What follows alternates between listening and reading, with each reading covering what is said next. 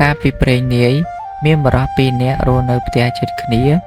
ថ្ងៃមួយបរិះទាំងពីរបានបបួលគ្នាទៅដាក់អន្ទាក់សត្វនៅក្នុងព្រៃដល់ថ្ងៃរសៀលកងភ្នំបានមកដល់ក៏នាំគ្នាដើរចេញទៅលុះដល់ព្រៃជាកន្លែងដាក់អន្ទាក់បរិះទី1ថាខ្ញុំនឹងដាក់អន្ទាក់នៅគល់ឈើនេះត្បិតឈើនេះមានផ្លែឈើច្រើនយប់សត្វចំណាំតែមកស៊ីផ្លែឈើនៅកន្លែងនេះបរិះទី2ឆ្លើយថា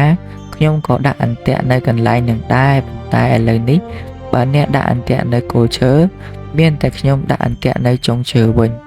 ព្រោះយើងចាំមើលព្រឹកឡើងរបស់អ្នកណាជាប់ទើបដឹងនិយាយគ្នាហើយអ្នកដាក់អន្ទាក់នៅគល់ឈើស្រេចហើយក៏វិលមកផ្ទះវិញលាគ្នាទៅផ្ទះរៀងខ្លួនចំណែកអ្នកដាក់អន្ទាក់នៅលើចុងឈើនោះ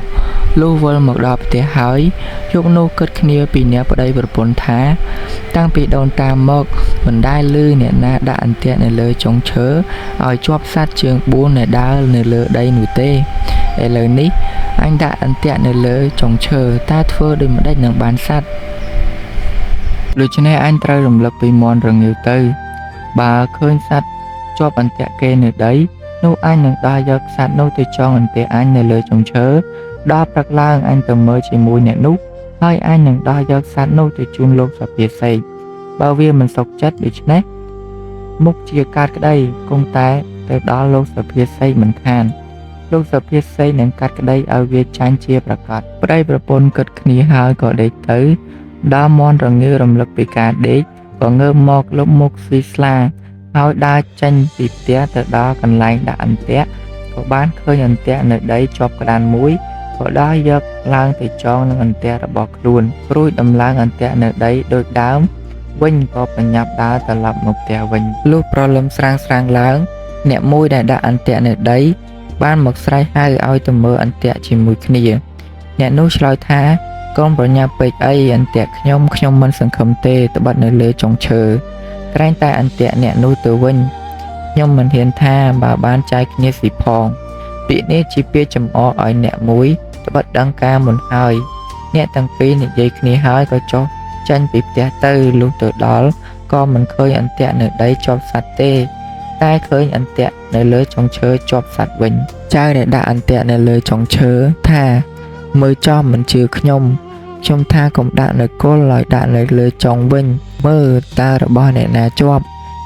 និយាយហើយក៏ឡើងដោះយកសត្វនោះចូលមកក៏នាំគ្នាដើរទៅផ្ទះវិញក៏លាគ្នាទៅផ្ទះដោយខ្លួនទៅតែចៅដែលបានក្តាន់ក៏ប្រញាប់ទៅជូនលោកសុភាសេកជម្រាបថាខ្ញុំហើយនឹងចៅនោះបានដាក់អន្ទាក់ផងគ្នាខ្ញុំដាក់អន្ទាក់នៅចុងឈើអ្នកនោះដាក់អន្ទាក់នៅគល់ឈើខ្ញុំនេះជាមនុស្សវិក្តីនេះគង់តែមកដល់លោកដូច្នេះតាមតែលោកមេត្តារកសេចក្តីយ៉ាងណាឲ្យតែក្តីខ្ញុំឈ្នះវាខ្ញុំនឹងដឹងគុណលោកតទៅថ្ងៃមុខសុភាសេកបានសាច់ក្តានហើយក៏និយាយថាឯងទៅរកស្លាមលូមកឲ្យឆាប់ឲ្យទាន់ព្រឹកនេះបើវាមកប្តឹងអញនឹងបង្គាប់អញ្ចឹងដែរបើវាមកមិនទាន់អញនឹងកាត់ក្តីឲ្យវាចាញ់ដោយងាយឯងប្រញាប់ទៅចោះអ្នកដែលដាក់អន្ទាក់នៅលើគល់ឈើលុះវិលមកដល់ផ្ទះហើយក៏ដកដង្ហើមតូចដកដង្ហើមធំមិនសុខចិត្តក៏យកសេចក្តីទៅប្តឹងសុភាសេកក៏បង្គាប់សេចក្តីដោយបង្គាប់ចៅមុនលុះព្រឹកឡើងអ្នកដែលដាក់អន្ទាក់នៅលើចុងឈើក៏យកអីវ៉ាន់ទៅដល់មុនឯអ្នកដែលដាក់អន្ទាក់នៅដីដោយខ្លួនជាអ្នកក្រលំបាកតោយ៉ាវេទនាក៏ដើររកទំនិញអីវ៉ាន់ពុំទាន់ភ័យក្រែងខ្លួនចាញ់គេហើយគេយកទៅផងនោះក៏រត់ពីភូមិមួយទៅភូមិមួយបានជួបនឹងសភាទុនសាយសួរថា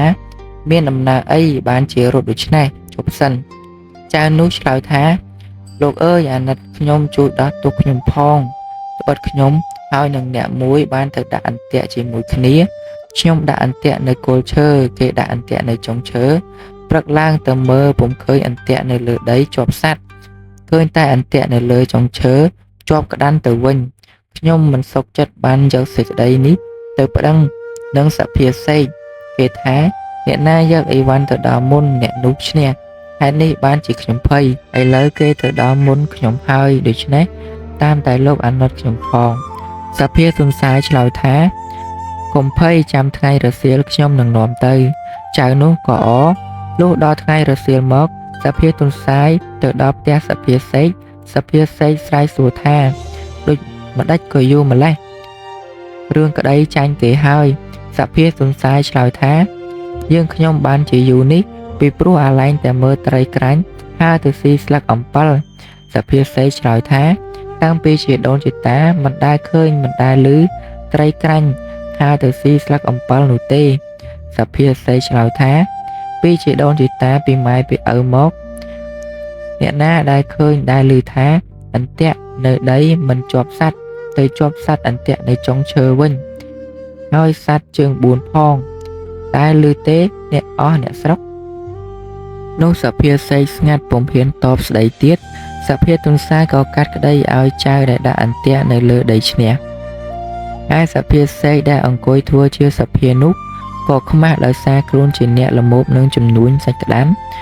ក៏ស្ងាត់បែរខ្ទប់ទៅខាងជញ្ជាំងដោយឆ្មាលបចាំងកណ្ដុរ